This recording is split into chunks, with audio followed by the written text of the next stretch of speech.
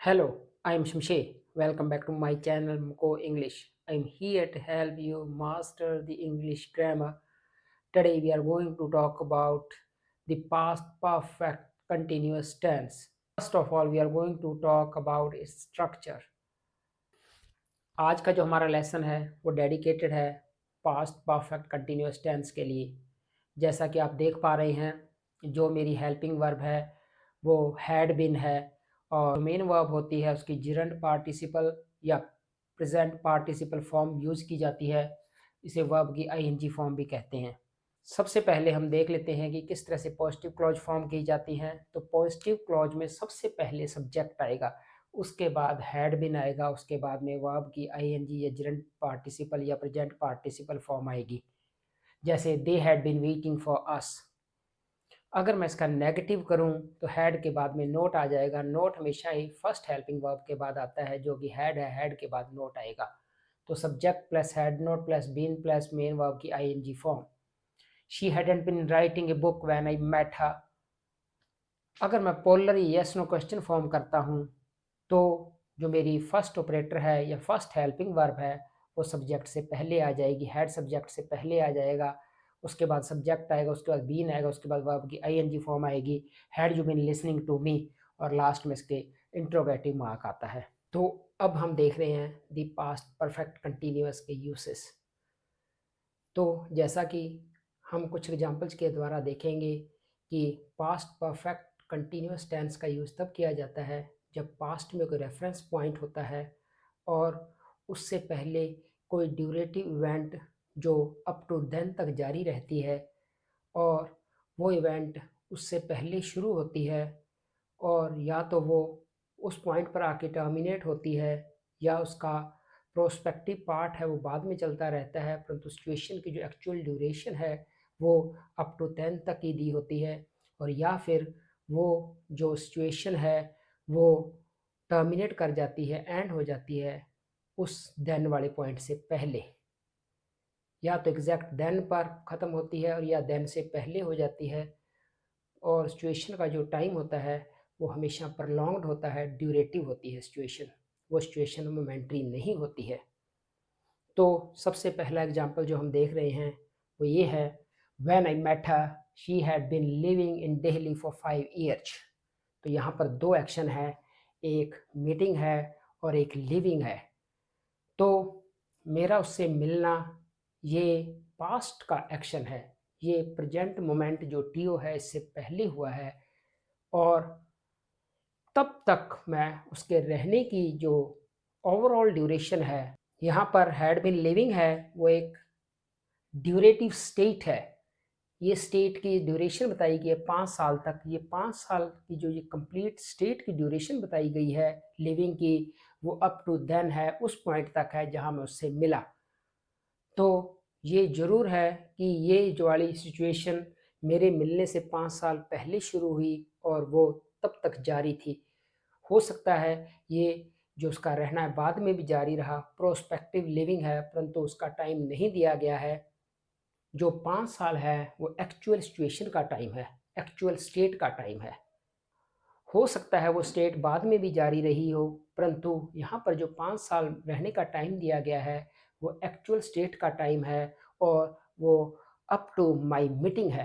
Up to my meeting, up to my meeting मतलब हो गया up to then, present moment से पहले पास्ट में मेरी मीटिंग है, उससे पहले 5 साल का रहने का जो पीरियड है वो बात कर रहा हूँ मैं। We had been waiting for her for 2 hours when she arrived. यहाँ पर भी दो एक्शन हैं, एक वेटिंग है और एक अराइविंग है। अराइविंग पास्ट में हो रही है और पास्ट सिंपल टेंस यूज हुआ है और हमारा वेटिंग करना उस अराइविंग से पहले तक शुरू हुआ और तब तक जारी रहा। जैसे ही वो पहुंच गई हमारी वेटिंग ओवर हो गई, उसके लिए वेट करना हमारा ओवर हो गया। तो क्लियरली ये जो मेरी वेटिंग है वो उसके अराइवल पे ख़त्म हो रही है, अप टू देन है। तो इन दोनों एग्जांपल्स में यही फ़र्क है कि ऊपर वाले एग्जांपल्स में जो उसका पोटेंशियल पार्ट है लिविंग का, हो सकता है वो देन के बाद भी कंटिन्यू रहा हो, परंतु मेरी वेटिंग उस देन पर आके टर्मिनेट हो गई है। यही दोनों सेंटेंसेज में फ़र्क है। I bumped into Tom yesterday. He had been staying with his mother. तो जब मैं उससे मिला yesterday, पास्ट की बात है, पास्ट का टाइम है, उससे मिलना पास्ट की इवेंट है। He had been staying with his mother. उस समय वो अपनी मदर के पास रुका हुआ था, परंतु यहाँ पर ये उसका रुकना पहले शुरू हुआ है और तब तक जारी रहा है, कल तक जारी रहा। हो सकता है वो आज भी वहाँ रुका हुआ हो, परंतु जो मेरा सिचुएशन बताई जा रही है वो अप टू देन है, मेरे मिलने तक है। मेरा अचानक से उससे मुलाकात होती है तो उस समय किस तक के स्टे की बात हो रही है, एक्चुअल स्टे की बात हो रही है, तब तक अप टू देन। परंतु हो सकता है उसका पोटेंशियल पार्ट बाद में भी जारी रहा हो। तो ये तीनों ही हमारी had been staying, had been waiting और हैड बिन लिविंग स्टेट्स थी। तो पास्ट परफेक्ट कंटिन्यूअस जो कि ड्यूरेशन को बताता है, ये अप टू देन का सेंस देता है। ये बताता है कि state was in progress up to then. तो ये इसका मीनिंग है और ये हमेशा ही ड्यूरेटिव इवेंट को बताता है, मोमेंटरी इवेंट को नहीं बता सकता। उसके बाद में मेरा नेक्स्ट एग्जांपल है, she came first, she had been preparing for the exam since 2024। तो वो फर्स्ट आई और she had been preparing for the exam. तो उसका फर्स्ट आना पास्ट की बात है। शी केम फर्स्ट, वो फर्स्ट आई थी और वो प्रिपेयर कर रहे थे एग्ज़ाम्स के लिए सिंस 2024।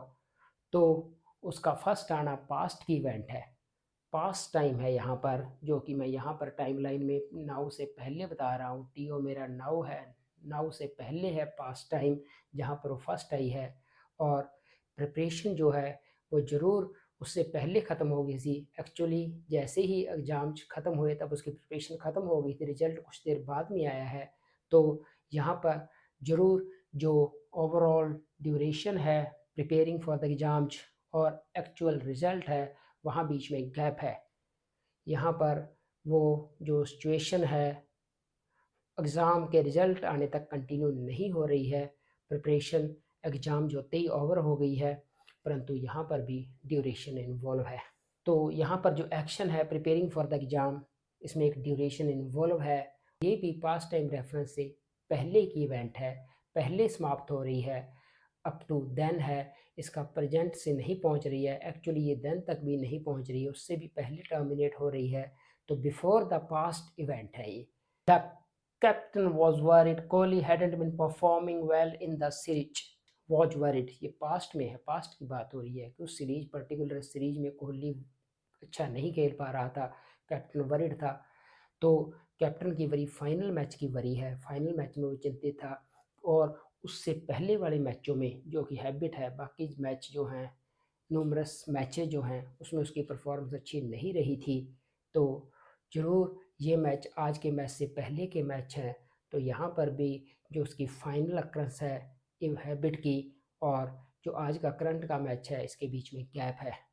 तो यहाँ पर भी जो हम पास्ट में एक रेफरेंस पॉइंट से पहले की हैबिट को बता रहे हैं और ये एग्जैक्ट अप टू देन तक रीच नहीं कर रही है, परंतु क्योंकि रिपीटिशन है एक्शन में और रिपीटिशन होने के कारण ये हैबिट बन गई है और ये हैबिट फाइनल मैच से पहले की हैबिट है, फाइनल मैच तक नहीं पहुंच रही है, फाइनल मैच अभी तक खेला जाना बाकी है। अगेन बिफोर का सेंस आ रहा है यहाँ पर। अकम्पलिशमेंट वर्ब्स वो वर्ब्स होती हैं जो कि ऐसे एक्शन जो किसी सीमा पर जाकर ख़त्म हो जाते हैं। आप किसी काम में लगे हुए हैं, राइटिंग ए बुक, जैसे ही बुक ख़त्म हो जाएगी आपका जो इवेंट है वो ख़त्म हो जाएगी, टर्मिनेट हो जाएगी। इस वर्ब्स को अकम्पलिशमेंट वर्ब्स बोला जाता है। तो he had been mowing the lawn when it start raining. तो यहाँ पर भी रेन के स्टार्ट होने का एक समय है, एक पॉइंट है जहाँ पर रेन स्टार्ट हो रही है और ये पॉइंट जो टाइम है वो पास्ट सिंपल के द्वारा बताया गया है। तो ये एक रेफरेंस पॉइंट है। मान लो मैं प्रेजेंट मोमेंट ये बात करूँ टीओ, इससे पहले का जो टाइम है ये रेन का टाइम है और इससे पहले जो ड्यूरेशन है उससे पहले काम हुआ है ये, और ज़रूरी नहीं है कि जिस समय रेन हुई वो घास की कटाई कर रहा हो सकता है उस समय वो चाय पी रहा हो, परंतु यहाँ पर सेंस ये है कि action was not complete at that time. तो पास्ट परफेक्ट कंटिन्यूअस टेंस ये बताता है कि जो पास्ट रेफरेंशियल पॉइंट है वहाँ पर इवेंट कंप्लीट नहीं थी, और उससे पहले वो इवेंट चल रही थी, और हो सकता है कि उस पॉइंट पर वो चल रही हो सकता है कि उस समय वो रेस्ट कर रहा हो। यहाँ पर जो घास काटने की इवेंट है वो पहले की इवेंट है, और बरसात आने की इवेंट बाद की इवेंट है, और ऐसा सेंटेंस बताता है कि इवेंट कंप्लीट नहीं थी, क्योंकि कंप्लीशमेंट वर्ब में प्रोग्रेसिव टेंस जो सिचुएशन को बीच में से देखते हैं, या कंटिन्यूस टेंस से सिचुएशन को बीच में से देखते हैं, टर्मिनेशन पॉइंट या फिनिशिंग पॉइंट या कंप्लीशन पर फोकस नहीं है, एक्शन को बीच में से देखा जा रहा है। इसी से ये मतलब निकलता है कि एक्शन इनकम्प्लीट है, उस समय तक ये एक्शन कंप्लीट नहीं हुआ था। बहुत बार हम हमारे पास रिजल्ट विजिबल होते हैं, एविडेंस विजिबल होते हैं, इफ़ेक्ट होते हैं, जो कि पास्ट मोमेंट की बात कर रहे हैं। पास्ट में कुछ ऐसे इफ़ेक्ट्स थे, पास्ट में कोई ऐसा रिजल्ट था, पास्ट टाइम में कोई ऐसा एविडेंस था, और वहाँ से हम पीछे मुड़कर उसकी एक्सप्लेनेशन को देखते हैं कि इसका रीज़न क्या है, इसका कारण क्या है। जैसे मान लो मैं कुछ दिन पहले किसी के घर गया था, और उसकी टेबल पर कुछ पत्थर पड़े थे, और एक पेन उसके साथ में ही पड़ा था, कुछ लेटर लिखे जा चुके थे, और अभी एक दो लेटर ऐसे थे जो इनकम्प्लीट थे।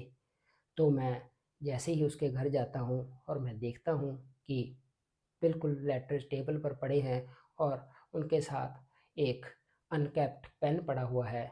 You had been writing letters. Past में इसकी एक्सप्लेनेशन देख रहा हूँ, पीछे मुड़कर इसकी एक्सप्लेनेशन देख रहा हूँ। तो ये वाला जो मेरा रिजल्ट है वो उस पास्ट मोमेंट पे जब मैं उसके पास गया था, वहाँ से पीछे मुड़कर उसका जो रीज़न है, उसका एक्सप्लेनेशन है वो देख रहा हूँ। तब मैं कह सकता हूँ कि you had been writing letters. इसी तरह से मान लो कुछ दिन पहले कोई मेरे यहाँ पर आया था, और उसके बाल भीगे हुए थे, बर्फ़ से कवर थे, और या फिर मैं कहीं गया था तो आगे रोड ब्लॉक थी, बर्फ़ के कारण मेरी गाड़ी आगे नहीं जा सकती थी। तो मैं किसी को बता रहा हूँ कि उस समय चाहे बर्फ़बारी नहीं हो रही थी, परंतु इसका मतलब ज़रूर है कि उससे पहले वो बर्फ़बारी हुई थी, इसी कारण वहाँ पर रोड ब्लॉक है बर्फ़ से। तो मैं कहता हूँ कि इट हैड बीन स्नोइंग। यहाँ पर भी उस पास्ट मोमेंट में क्लियरली रिजल्ट विजिबल था, जिसके बेस पर मैंने पीछे मुड़कर उसका रीजन या एक्सप्लेनेशन की बात की है। कई बार पास्ट परफेक्ट कंटिन्यूअस टेंस का सिर्फ एक ही काम होता है कि हम ड्यूरेशन पर फोकस डालना चाहते हैं। हमारा फोकस इस बात पर होता है कि किसी पर्टिकुलर टाइम पीरियड तक वो एक्शन कंटिन्यू रहा। पास्ट में किसी एक्शन की ड्यूरेशन पर फोकस डालना है, तब हम पास्ट परफेक्ट कंटिन्यूअस टेंस का यूज करते हैं। जैसे मैं बात करूं कि she told me she had been working here for 5 years। जब मैं वहाँ पर गया था तब उसने मुझे बताया था she had been working here for 5 years। तो यहाँ पर मेरा टाइम पर फोकस है, इस ड्यूरेशन पर फोकस है, इसलिए मैं पास्ट परफेक्ट कंटिन्यूअस टेंस का यूज कर रहा हूँ। ही completed the task he had been working very hard all month. यहाँ पर भी उसने जो टास्क कंप्लीट किया है उसमें पूरे महीने उसमें बहुत हार्ड वर्क कर रहा था, ऑल मंथ। अगेन मेरा फोकस ड्यूरेशन पर है, इसलिए मैंने यहाँ पर पास्ट परफेक्ट कंटिन्यूअस टेंस का यूज किया है। और ये एक्शन कंप्लीटिंग द एक्शन बाद वाला एक्शन है, और ये पहले वाला एक्शन है। अगेन ये वाला एक्शन उस एक्शन से जहाँ पर मैंने कंप्लीट किया है टास्क, उससे पहले तक जारी रहा था वो एक्शन, उससे पहले तक चल रहा था, तब तक वो चल रहा था, और उसकी ओवरऑल ड्यूरेशन पर फोकस है, इसलिए मैंने पास्ट परफेक्ट कंटिन्यूअस टेंस का यूज किया है। In this series, we are going to cover all the English tenses. The links to all the previous lessons are available in our description box, where you can watch all those videos and you can master English tenses. Thanks for watching the video. I hope you really enjoyed the video. If you enjoyed it, please like, share, and subscribe. Thank you very much again.